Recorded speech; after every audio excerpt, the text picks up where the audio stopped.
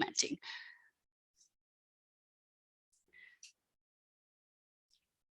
So there's in local government, you do work collaboratively between county staff and non-county staff, but it's often on like a project by project basis versus like rubbing shoulders day in, day out.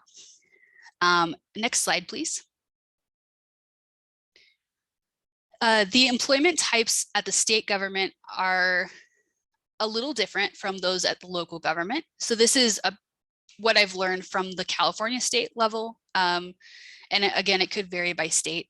So we have California state employees, people that are actually employed by CDPH and have the state benefits and everything like that.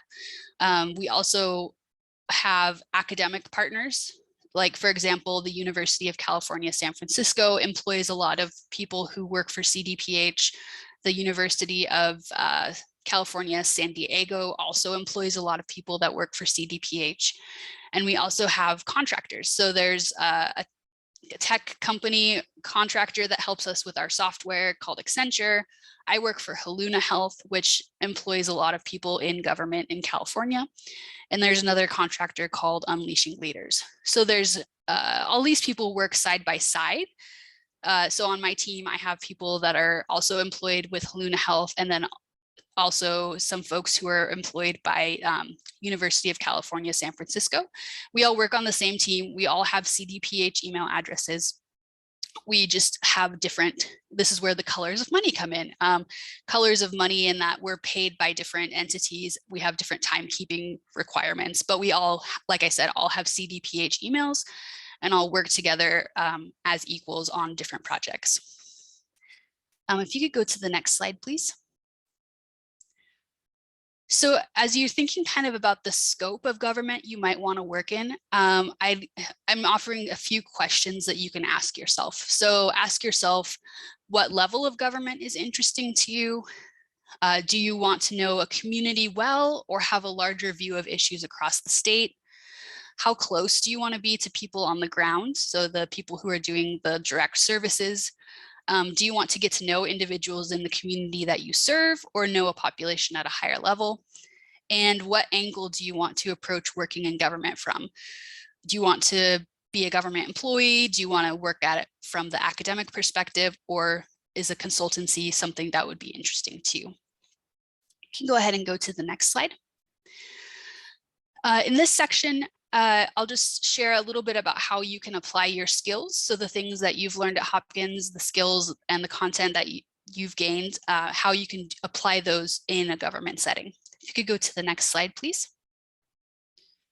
So we're going to talk about two things. One is finding a job with the government, and the second one is applying for a job with the government.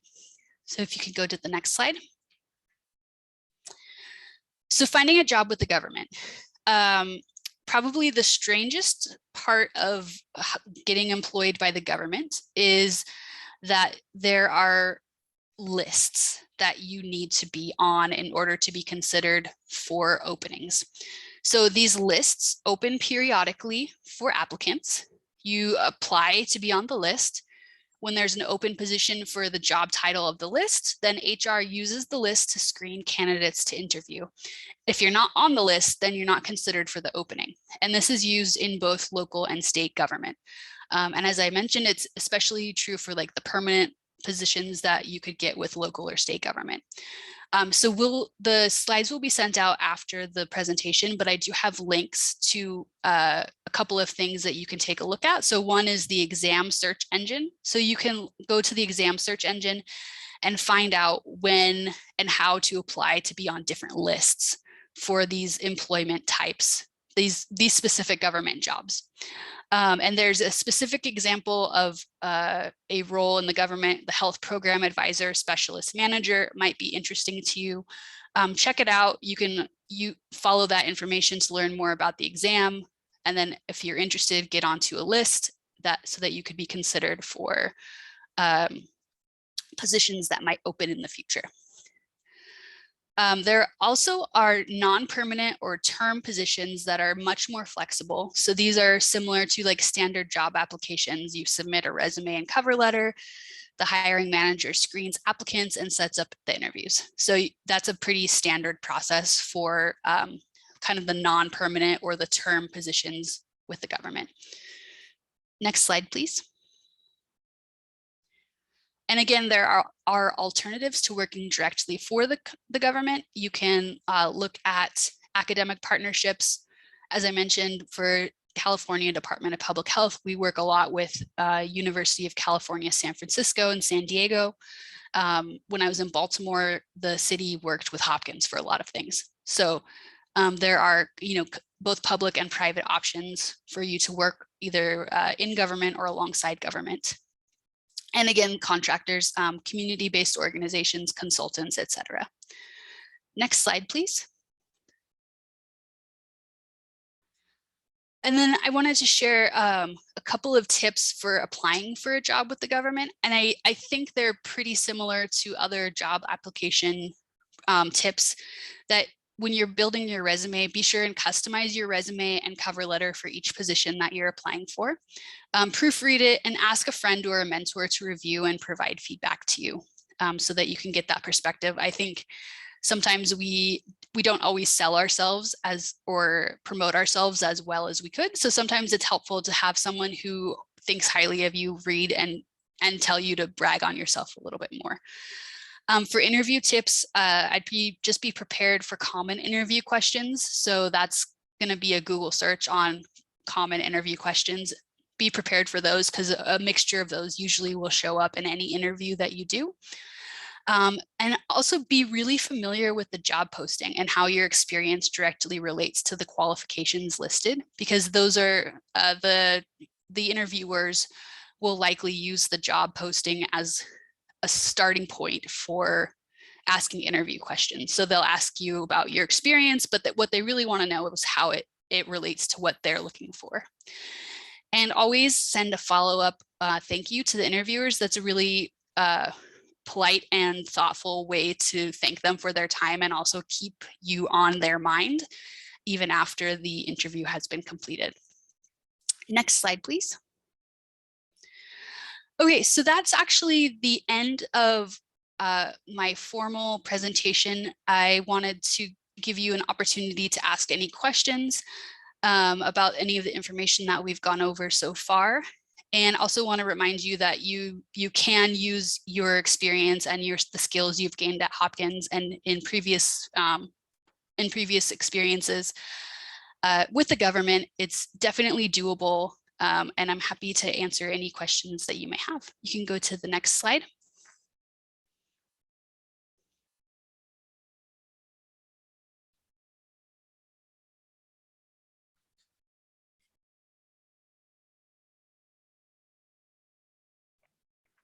So we'll just invite students to take yourself off of mute if you'd like to ask Jenny a question. I can also read things out that come through the chat.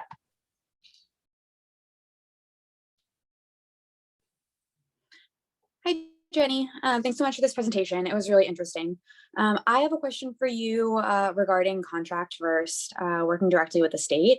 One thing that I think I get a little bit overwhelmed when I see some of these contract positions is that they are so general and you don't necessarily know what focus project you're going to be working on. And so I'm having a hard time figuring out what to best highlight in my resume and my cover letter beyond just the specific skills. And I was wondering if you have any advice on how to approach that, or like when you're looking for a contract position, how to frame yourself in a way that you'll end up on a project you're interested in. Yeah, that's a great question. I think do some research around, I think I would recommend doing some research around what the company is funding or what the company employs their staff in. So there might be specific projects that, for example, I know like Haluna Health, in addition to putting people into the contact tracing program, also puts folks into different WIC programs in the state. So I would do some background research on kind of what project areas or what focus areas the employer offers, or the employer is placing people in. And I would also recommend, if you're able to, kind of work your network to find out more about opportunities. And I know that that can be a little overwhelming, but I think for a lot of government positions that the folks, at least the folks I've talked to when I've been job searching and looking around in the past, and even currently, are really open to informational interviews. So if you're willing to reach out to someone that you don't know and ask them, you know, for advice about their program or more information about what's going on in their work life, sometimes that can give you the information that you need to, like, the context that you need for catering your resume and application for something. But I agree that that can be really challenging to, like, try and figure out how you fit in something when it is more general.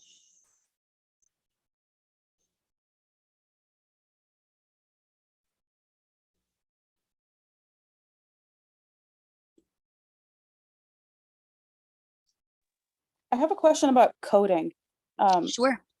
You said that you went from Stata to R, but did you take specific courses just to learn Stata in Johns Hopkins, or did you take a different route and get certifications on your own after graduation?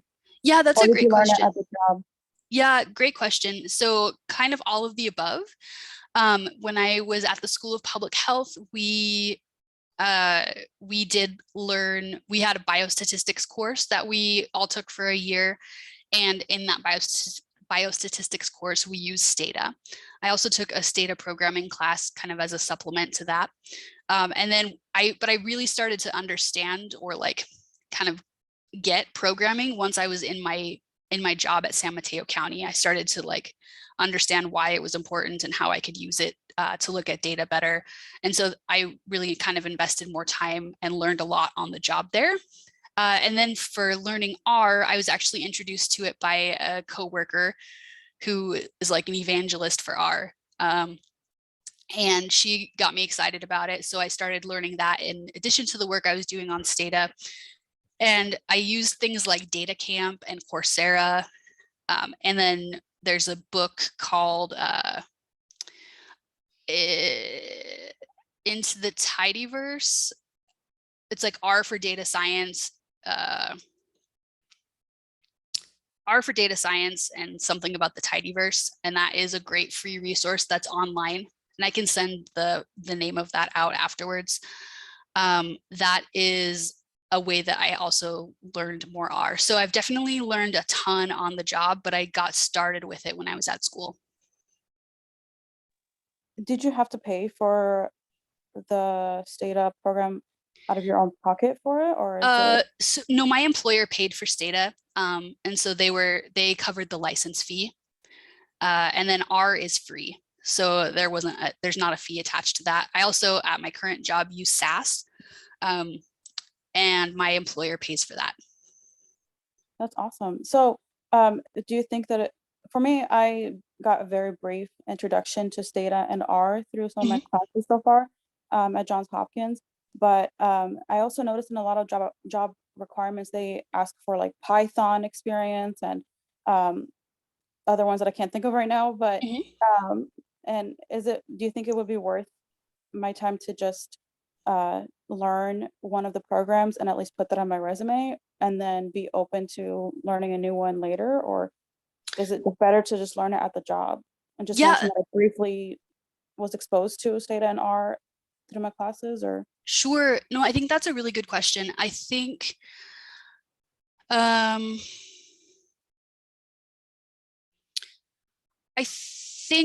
both. So I think you could definitely mention that you've been exposed to Stata and R and you've had a little bit of experience there. I think it could also be really valuable to learn like some basics in R and or Python. R and Python are similar. So if you learn one, switching to the other won't be too difficult. But in my experience, employers have been willing to work with me. So I say, like, I know, this programming language, and because the programming skills are transferable between languages, so far at least, employers have been willing to like give me on the job time to learn a new program because they know that I I know how to. So I think if you know how to in one language, whether it's Stata or R or Python, then that's very transferable. And so it might be something to focus on to build your resume out, to like get some more, just to feel confident that you can pull in data, manipulate data, and export data from one of those programs. Thank you so much. Can I ask one more question? Please. Can you clarify on the list that you mentioned on the exam site? For like Yeah, California- just like what those are, or yeah. yeah, so it's kind of confusing, but basically like you have to apply, you kind of apply twice. Well, you apply once to get on this list, and this list is managed by HR. And then the list is kind of like, maybe they do it like every year. They'll have a list for, say it's a health policy advisor.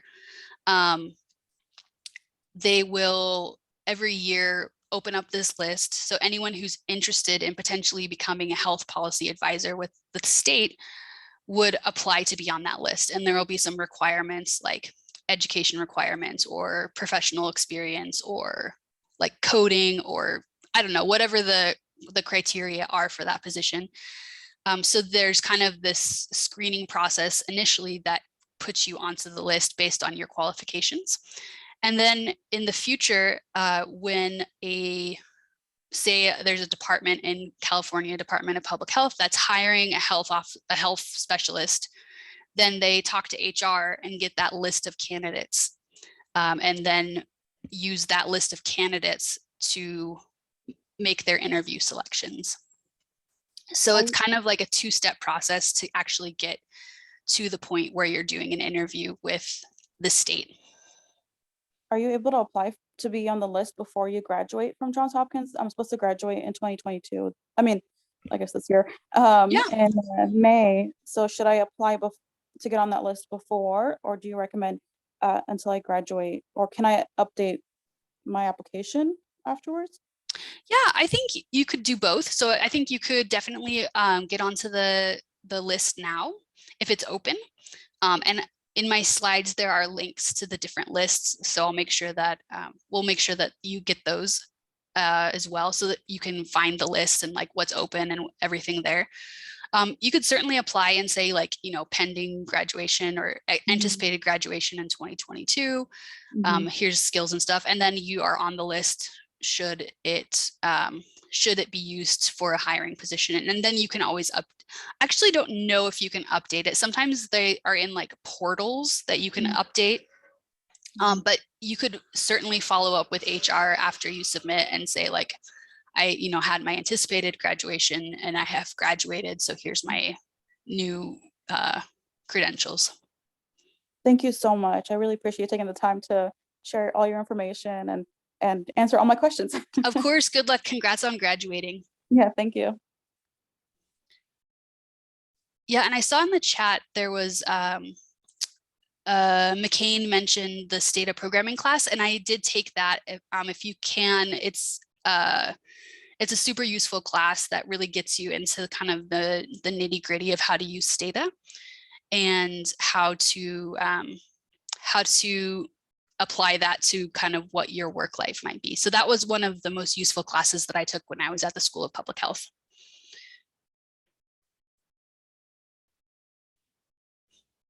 And I would just suggest, like, if it feels like too much given your course load, like it is worth taking pass fail, I think, because you can get as much as you want out of it. So yeah. Yeah, that's a great recommendation. You might also find with different programming classes or courses in your career that your employer is willing to pay for you to take additional courses. So when I was at San Mateo, my employer was willing to have a data camp account. And so they allowed the analyst on the team to use the data camp account and learn some new programming skills through there. I have other friends that have, since they've graduated, had their employers willing to pay for a class at like UCSF or like some school that had an online class that they were able to take in addition to working. So there's definitely, I I think, opportunities that you could get either reimbursed or that your employer would pay you or pay for you to continue to learn these skills.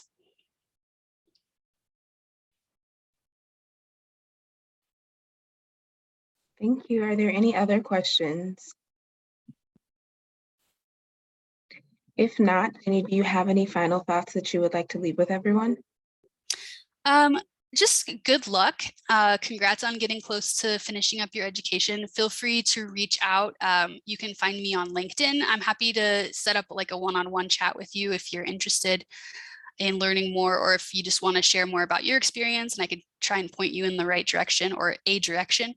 But yeah, good luck on your job search. Know your why so that you know why you're doing it, because it might get tough out there, but you can do it. And yeah, hope you all have a good, happy 2022. Thank you. And thank you for sharing that information and asking those questions. This session will send the recording to you all towards the end of the day. And then also any other recordings for the rest of the day that you may have attended.